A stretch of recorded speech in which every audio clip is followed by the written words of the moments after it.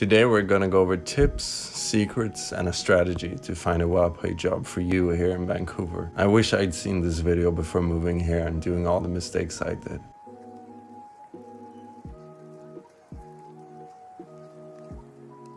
Hey, I'm Alex and I've been in Vancouver for 3 years now. I moved here with no education, no money, no plan. In this time, I've landed a job making over 30 bucks an hour, found my own apartment in a very nice neighborhood with no roommates, and after my expenses, I'm still able to save money each month. If you want to be in this position yourself, keep watching. Today, I'm gonna give you a complete guide on how to find jobs making $25 an hour with no experience. We're gonna learn to customize your resume. I'm gonna let you in on secrets that only hiring managers know, and we're gonna get you hired for the job you want. I don't like wasting time, so let's get started.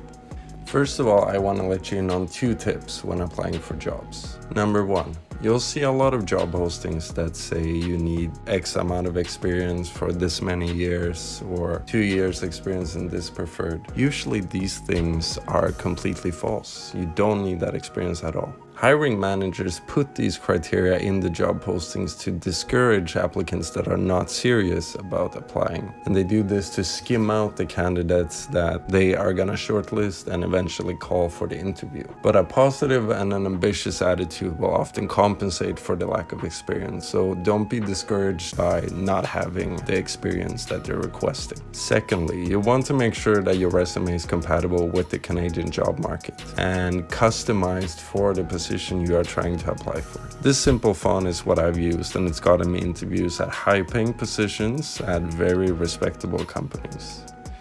You want to keep it no longer than 2 pages.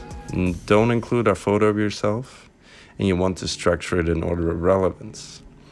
If you have relevant work or volunteer experience, put this first. If you have relevant education, this goes first. You also want to add a section for skills, but we'll get back to that later in the video. Keep in mind that in Canada, a resume is not a summary of your career. In Canada, a resume is a marketing tool that needs to be customized for each position that you are applying for. Any experience or skills not related to the position you are applying for should be deleted from the resume. You can easily find this font in Microsoft Word and start using it right away. We'll come back to customizing your resume later in the video, but let's look into some inspiration for what kind of jobs you can find. Housekeeping staff in a luxury hotel. If you're someone that likes to work with your body and enjoy a teamwork environment, this is worth considering for you. If you're a mother or a big sister, you likely already have experience with house cleaning and relate to during the interview. Hotels are often very adamant about taking care of their staff, so they offer good benefits. General labor for a construction company. This position is good if you like working with your body and you like to be outdoors, but you prefer to not socialize, or maybe you don't feel confident in your English. The main perk of this position is that you will likely work for a smaller company and you have room to negotiate your wage if you're a hard worker. This is also a safe bet for the future, as construction is everywhere in Vancouver. Call center. If you prefer to not work with your body but still socialize. You get to sit down, sip on your coffee, work on your computer. All you really need to know is how to use a computer, maybe some computer applications like Microsoft Office, Excel, Outlook, but generally you'll get trained on these by the company. If you're a friendly, outgoing person, this is a good option for you. Delivery driver. All you really need here is a Class 5 driver's license and a clean driving record, and you should get a license either way, in my opinion. If you enjoy working alone and exploring new parts of the city and you have a good sense of direction, I would say this is a good option for you. It's also good that there's no manager that can boss you around all the time. Now, these are just some examples. You can easily go on to LinkedIn or Indeed and find positions that you might be interested in yourself. Now, let's get back into resume building and the skills section. This is actually very simple because most job postings will literally tell you which skills they want you to put in the resume. Simply rewrite what's in the posting into your resume and try to be specific with numbers and statistics, etc. Now, to wrap this all up, let's put to practice what we learned today. So we're gonna go on Indeed.ca And let's say we're looking for a job as a room attendant today. Now usually if they don't show the salary, that could either mean that it's negotiable or that it's less than what other people are paying. So we're gonna start off our resume with having our name, the city we live in, and you want a serious email address. So first name dot last name at Gmail or iCloud or Hotmail or whatever. And your phone number. And then you want to customize the tagline to dedicated professional in the luxury hotel industry, seeking a career as a room attendant at Pan Pacific, Vancouver. Now let's look into what the position entails. Key responsibilities: clean and supply 14 rooms per day, including all related private bar tasks. They're giving us a specific number here, which means they want you to know that you can deal with volume. So let's see here in the sample we have process food orders effectively.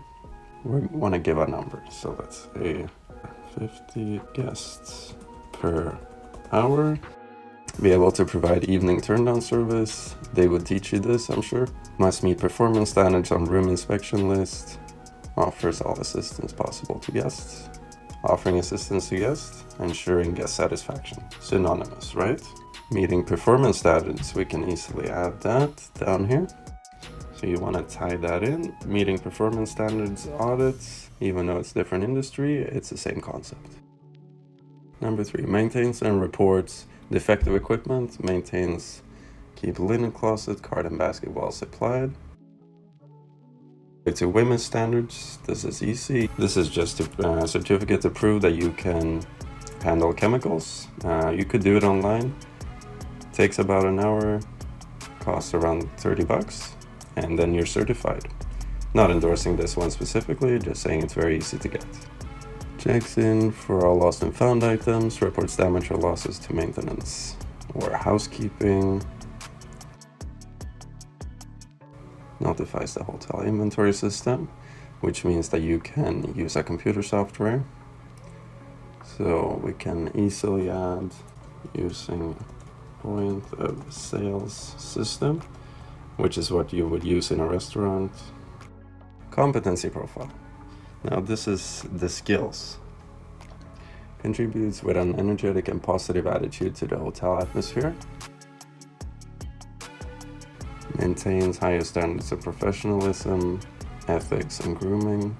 Or in either way you would put this in your own words. Self-motivated and able to complete responsibilities in a timely manner with little or no supervision. Now you can keep building on these and trying to find other ways to express how you have these skills as well. The important thing is that you want to use these to complete your skill section and show that you have what it takes for this position simply by rewording what they're asking you to have in terms of skills.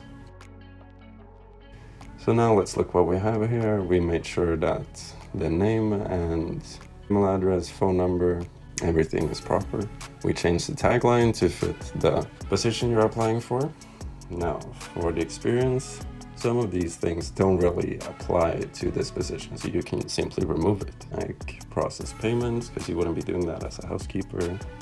Receiving and organizing shipments, I would keep that. Give advice and recommendations, I would still leave that because that can prove that you are good at communicating, which is always a plus. I would still leave education, even though it's not directly related, because that could open doors for you in that workplace in the future. Skills, I would say maybe add 2 more skills if you wanted to. Achievements, yeah, this is up to you. If you don't have any achievements, you can just leave that out and you're left with one nice page.